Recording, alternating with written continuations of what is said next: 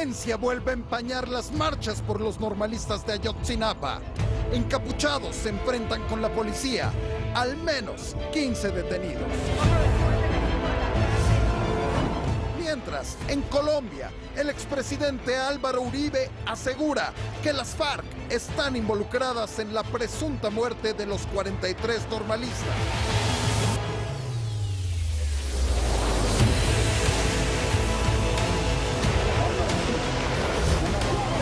Y el herido de bala en Ciudad Universitaria no es alumno ni maestro, pero eso sí, tiene antecedentes penales.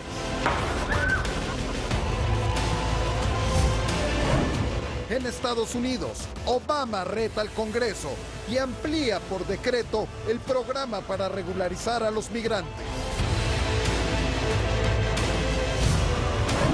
Hoy, en Todo Personal. Todo personal. Todo personal. Todo personal. Todo personal.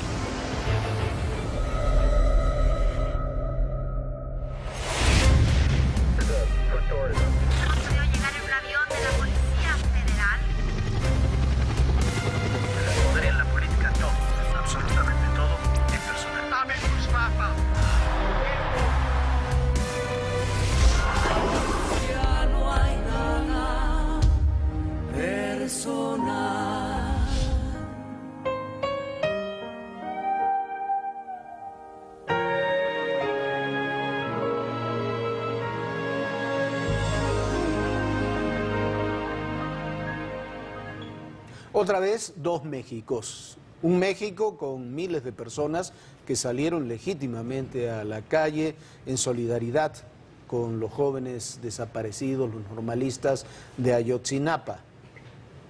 Ese es un México. El otro México es un grupo pequeño, un grupo de provocadores cuya agenda no tiene absolutamente nada que ver con Ayotzinapa ni con la no violencia. Es un grupo que hace de la violencia su razón de ser.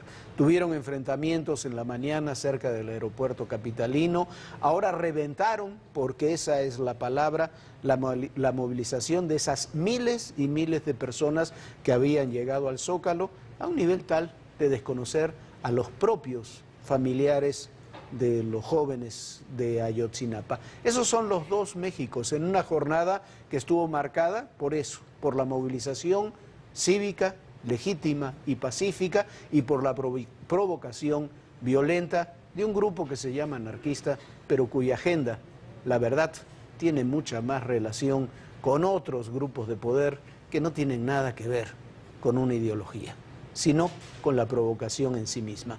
Hola Viviana, ¿qué tal? Hola Jorge, ¿cómo estás? Muy buenas noches. Y bien dices tú, son dos Méxicos, fueron dos marchas, porque si bien hemos visto que los padres de estos jóvenes, de estos 43 jóvenes desaparecidos, no han pedido la violencia, han dicho que se van a manifestar de una manera en paz y tranquila, aunque sí quieren exigir a las autoridades que se aclare toda la situación de sus hijos.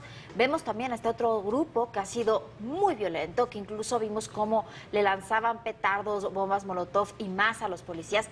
Me parece, Jorge, que es insufrible poder hacer este tipo de cosas. Es patético, la verdad. Es terrible, pero vamos rápidamente con Selene Ávila, que nos está platicando, nos va a platicar lo que está ocurriendo ahora ahí en la marcha y lo que ha ocurrido a lo largo del día. ¿Qué tal, Selene? ¿Cómo estás? Queridos Jorge y Viviana, como siempre, saludándoles con el cariño de siempre.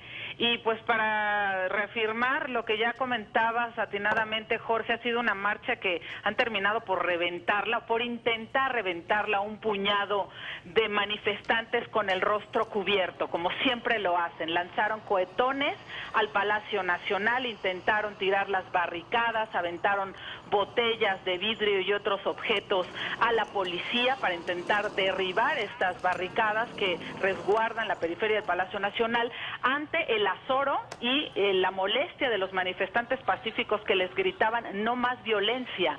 Desde el altavoz se tuvo que hacer uso del micrófono para pedir no violencia, no permitir encapuchados. Fueron momentos de tensión que afortunadamente no pasaron a mayores, pero que sí llevan a esta crispación que no quiere la gente, la gran mayoría de la gente que sale a marchar con una causa justa y una causa legítima, que es la demanda de pues estos jóvenes desaparecidos de la Normal de Ayotzinapa. Porque Entonces, Selene, es más, esta contingencia, bueno, esta marcha precisamente de los estudiantes, la marcha pacífica, iba acordonada para que no se infiltraran estos anarquistas.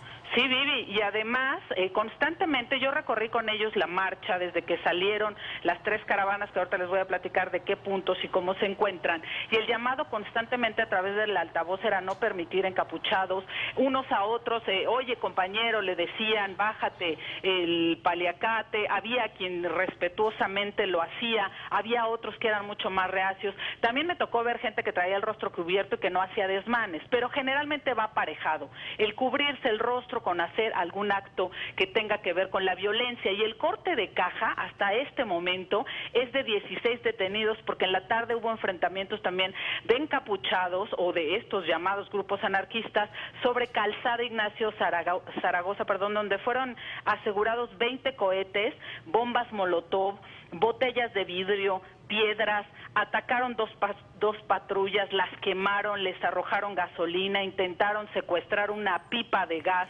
que pudo haber estallado si no es porque ahí hubo una pericia y hubo una atención oportuna de la Secretaría de Seguridad Pública, en este caso capitalina, que impidió que incendiaran esta pipa, porque si no, pues obviamente hubiera sido una tragedia.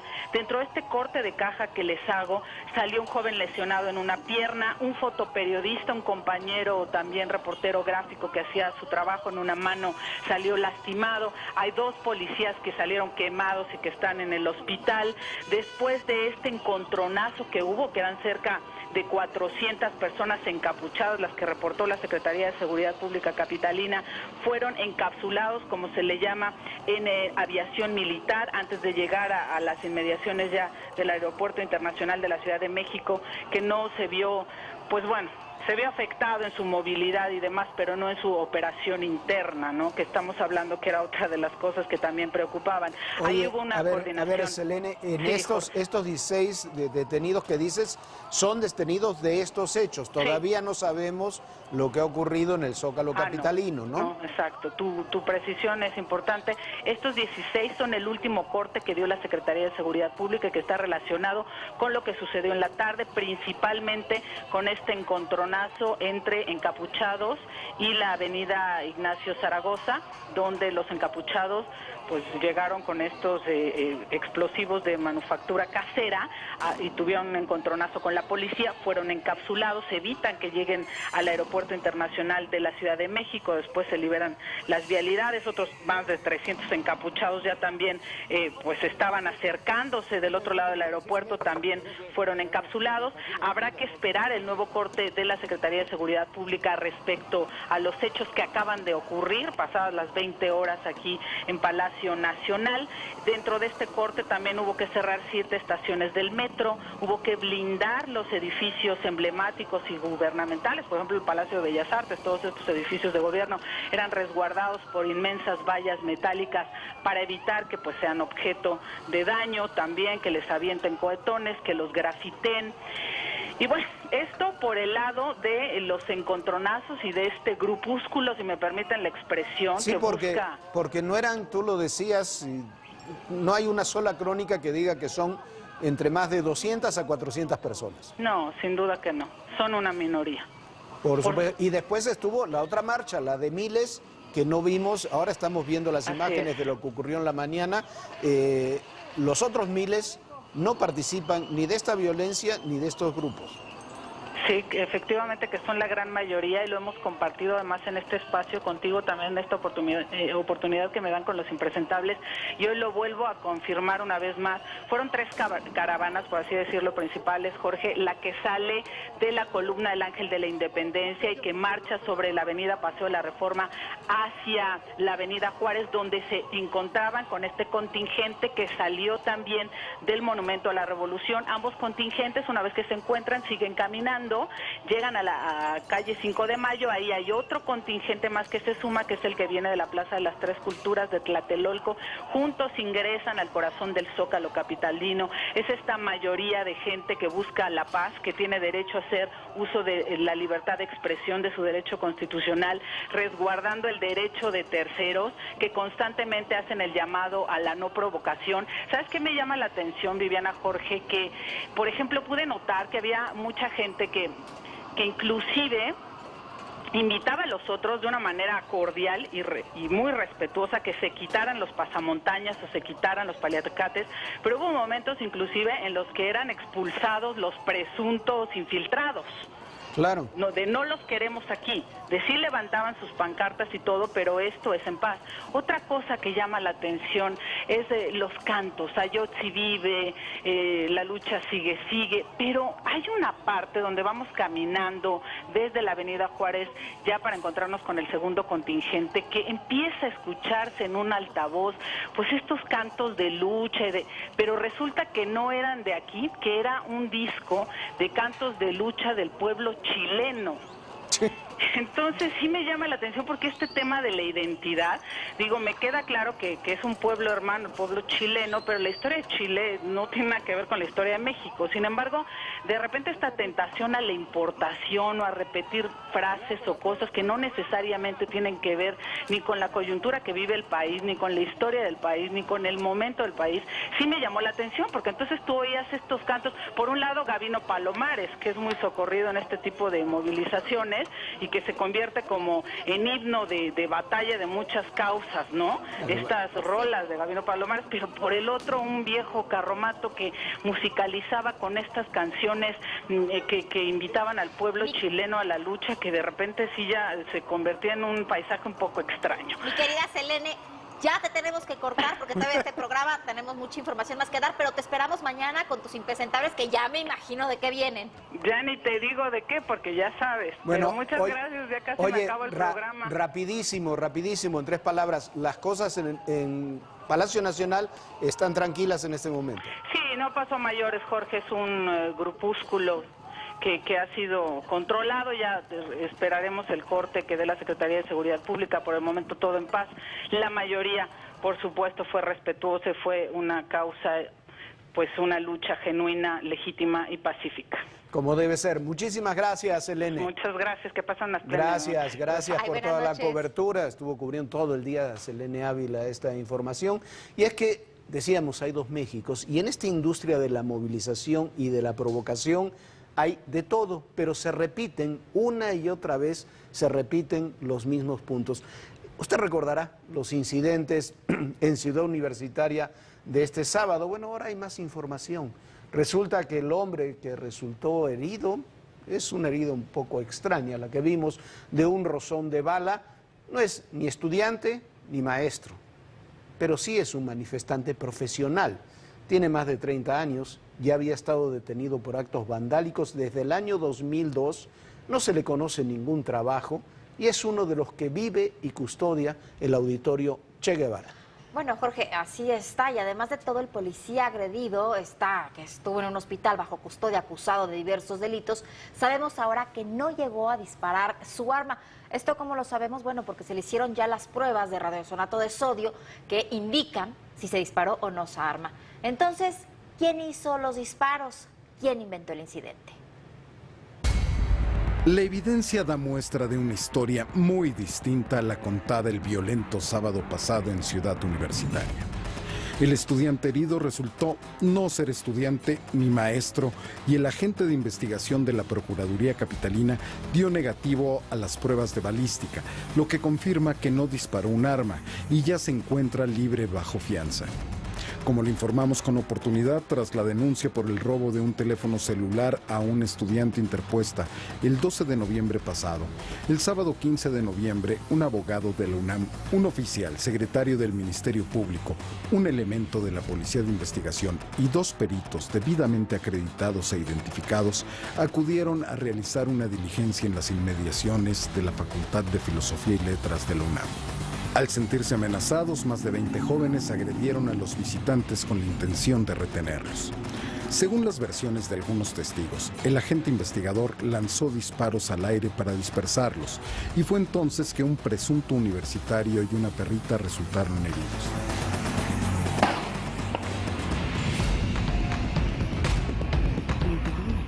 Ese mismo día por la noche hubo otro enfrentamiento cuando encapuchados sacaron el auto de los agentes del circuito universitario para después prenderle fuego. Al llegar los granaderos para formar una valla y permitir el paso a los bomberos, fueron agredidos con piedras y otros objetos. Así las cosas. Nuevamente quedó de manifiesto un problema ya añejo en la UNAM: la presencia de al menos 100 anarquistas o provocadores que se mezclan entre los 300,000 alumnos que verdaderamente pertenecen a la máxima casa de estudios.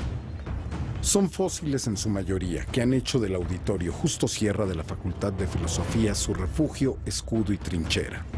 El diario La Razón publica que ya en marzo de 2014 se había suscitado un incidente al interior de estos grupos anarquistas que se enfrentaron por un problema de narcomenudeo.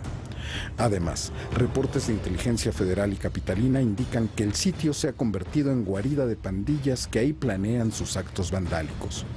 Inclusive, fue ahí donde se refugiaron quienes le prendieron fuego a la estación del Metrobús que está frente a Rectoría y a una unidad de este sistema de transporte a principios de noviembre.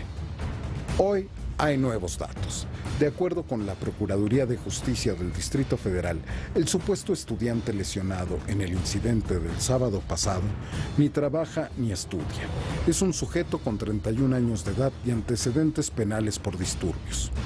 Un boletín emitido por la Procuraduría General de Justicia de la República confirma la detención de Miguel Ángel Ordaz Agustín junto con otros 75 agitadores adolescentes en febrero de 2000, tras participar en la toma de la Escuela Nacional Preparatoria número 3. En ese entonces pasó un tiempo recluido en un tutelar para menores. Sin embargo, hace 5 días, Ordaz Agustín intentó hacerse pasar por estudiante frente a los médicos que lo atendían. Después, al rendir su declaración ministerial, afirmó ser maestro de historia, lo cual no pudo acreditar. Mientras tanto, el agente de la Policía de Investigación, Luis Javier Aguiñaga Saavedra, señalado por Ordaz como su agresor, dio negativo en ambas manos a la prueba de radisonato de sodio. Esta prueba, usada para determinar si una persona disparó recientemente un arma, le fue practicada por la Oficina de Servicios Periciales de la Procuraduría Capitalina. Al no comprobarse que hubiera utilizado un arma, retiraron la acusación por ese hecho en su contra. Sin embargo, aún pesan sobre él una por lesiones dolosas calificadas y otra por abuso de autoridad. El juez séptimo de Distrito de Delitos No Graves le impuso una fianza de 133,645 pesos como sanción por los actos que presuntamente cometió, así como una multa de 100 pesos por obligaciones procesales.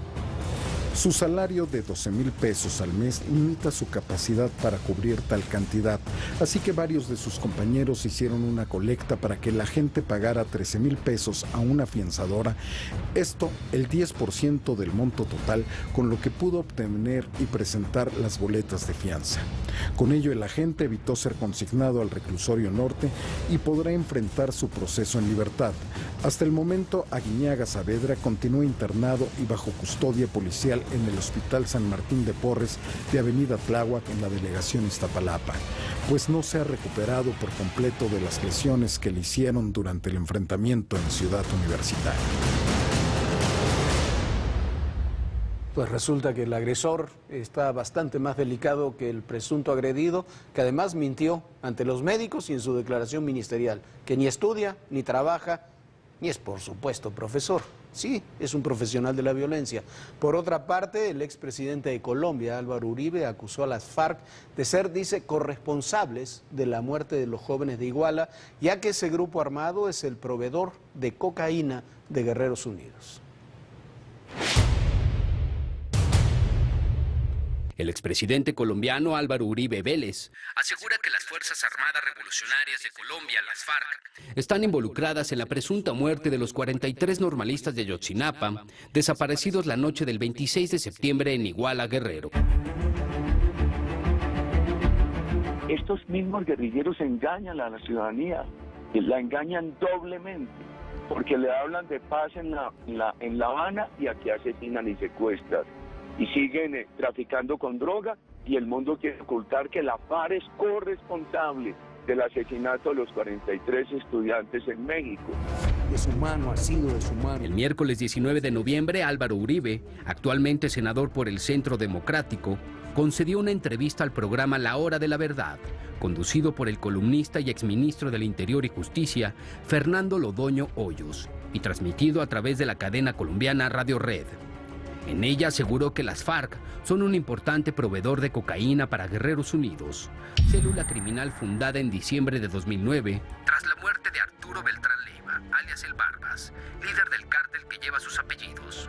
Porque está comprobado que la FARC ha sido el proveedor de coca de ese cartel de Guerrero responsable de ese asesinato. Uribe acusa a las FARC de continuar con sus actividades de terrorismo, secuestro y narcotráfico, pese a las conversaciones de paz que sostiene desde hace meses con el gobierno del actual presidente Juan Manuel Santos. Desde que dejó el poder, el exmandatario sostiene una polémica con su sucesor Juan Manuel Santos, que data de la elección en 2010, sobre la utilidad de las conversaciones de paz con la guerrilla más vieja de Colombia.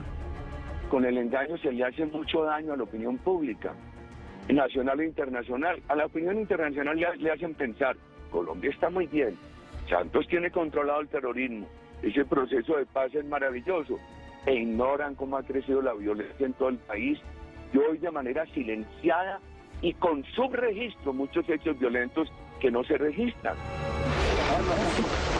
Los primeros vínculos entre las Fuerzas Armadas Revolucionarias de Colombia con los cárteles mexicanos se remontan a marzo de 2008, cuando el número 2 de la guerrilla, Luis Edgar Devia Silvia, mejor conocido como Raúl Reyes, murió durante un operativo de las fuerzas militares. En sus computadoras portátiles, encontradas en medio de la selva ecuatoriana donde ocurrió el bombardeo, había información relevante sobre sus presuntos nexos con narcotraficantes de nuestro país. Hasta marzo de 2011, Oliver Solarte era uno de los enlaces de las FARC con los cárteles mexicanos para el envío de cocaína desde la selva colombiana y vía Ecuador hasta México.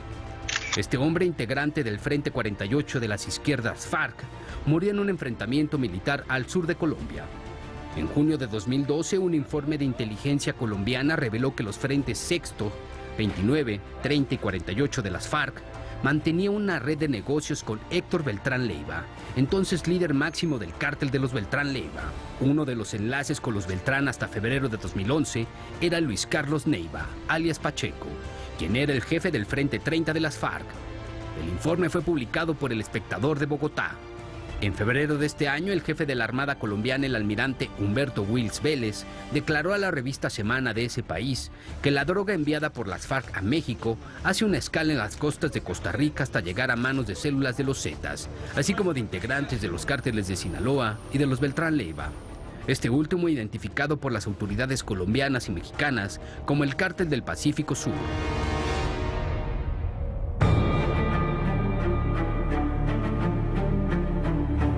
Sabe que Guerreros Unidos busca controlar las operaciones en los estados de México, Guerrero y Morelos, y que le pelea la plaza a los Rojos, otra célula criminal creada por los Beltrán Leiva y presuntamente liderada por Santiago Massari Hernández, alias El Carrete, supuesto sobrino del diputado local petista en Morelos, Alfonso Miranda Gallegos.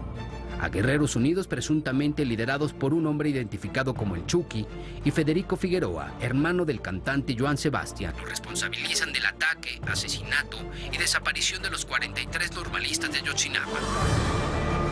Entre la noche del 26 de septiembre y la madrugada del 27, policías de Iguala y Cocula al servicio de Guerreros Unidos habrían entregado a los 43 estudiantes a gente de Gildardo López Astudillo, alias El Cabo Gil, operador de Sidronio Casarrubias, líder del grupo criminal y quien fue detenido el 20 de octubre pasado en la autopista México-Toluca. De acuerdo con investigaciones periodísticas, los grupos subversivos que operan en Guerrero, como el Ejército Popular Revolucionario y el Ejército Revolucionario del Pueblo Insurgente, han sacado a integrantes de sus cuadros de la Escuela Normal Rural Raúl Isidro Burgos de Ayotzinapa, lo que presuntamente afecta los intereses tanto de células criminales de Guerreros Unidos como de los Rojos.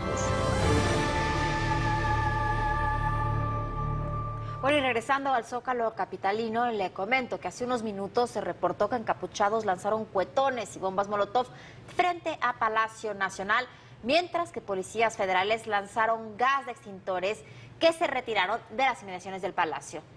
Sí, se reportó que por las puertas laterales de Palacio salieron más policías para resguardar las instalaciones. De acuerdo con las autoridades, hay unos 500 granaderos frente a Palacio Nacional.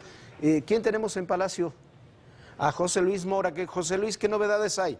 Los mismos 500 granaderos de los que acabas de mencionar, Jorge, están tratando de contener en este momento a un grupo violento, muy violento, de personas, todas ellas encapuchadas, todas ellas cubriéndose el rostro. Se han quitado parte de las prendas, las han prendido, se las están lanzando en este momento a los equipos de seguridad. Ya hay varios enfrentamientos, hemos podido ver por lo menos a 2 elementos de seguridad que han caído y que han arremetido contra estos elementos, pues estas personas violentas que acabaron por reventar una manifestación legítima y pacífica que venían realizando pues representantes y quienes acompañaban a los padres de familia de los jóvenes desaparecidos en Iguala. Bueno, esta manifestación pacífica, tranquila, fue reventada por este grupo de violentos y en este momento, Jorge, les puedo informar que estos elementos de seguridad tratan con sus escudos de repeler a este grupo violento. Por momentos los hacen retroceder, pero solamente es por momentos, se reagrupan y vuelven otra vez para tratar de llegar a las puertas de Palacio Nacional. Hasta aquí el reporte, Jorge. Muchísimas gracias José Luis. Muy rápido antes de despedirnos, un rumor, un tema financiero, un rumor de las últimas semanas, se confirmó, Grupo Financiero Banorte cambió su estructura de mando. Banorte tiene nuevo presidente. Se trata de Carlos Jan González, quien cuenta con 25 años de experiencia en el sector financiero. Este jueves, el Consejo de Administración del Grupo Financiero informó que aceptó la renuncia de Guillermo Ortiz Martínez, misma que será efectiva a partir del 31 de diciembre, por lo que Jan González ocupará el cargo a partir del 1 de enero del próximo año. Su designación está sujeta a la ratificación de una asamblea de accionistas que será convocada para tal fin. Los consejeros también aprobaron la separación de Alejandro Valenzuela del Río de la Dirección General del Grupo y será relevado por José Marcos Ramírez Miguel. Carlos Jan González es hijo de Carlos Jan Ron y el pasado 7 de octubre renunció a su cargo de director general y consejero de Grupo Financiero Interacciones, así como a la del presidente del Consejo de Administración del banco y de la casa de bolsa de ese grupo. Fue nombrado como consejero propietario del Grupo Financiero Banorte el 22 de octubre, en sustitución de su madre, Graciela González Moreno, hija de Roberto González Barrera, quien falleciera el 25 de agosto de 2012 en funciones como presidente de la institución. Jan González también destacó como tesorero de Nacional Financiera y antes de su designación como presidente ocupó diversos cargos ejecutivos en Grupo Banorte, como la dirección de Banca Mayorista y director de Casa de Bolsa Banorte ICSE. Bueno, ya nos vamos. Muchísimas gracias por habernos acompañado. Lo esperamos aquí mañana a las 9 de la noche. Que descanse, pásela muy bien. Hasta mañana. Gracias, Viviana. Y recuerda, en el poder y en la política todo, pero absolutamente todo es personal. Gracias. La canción de la semana.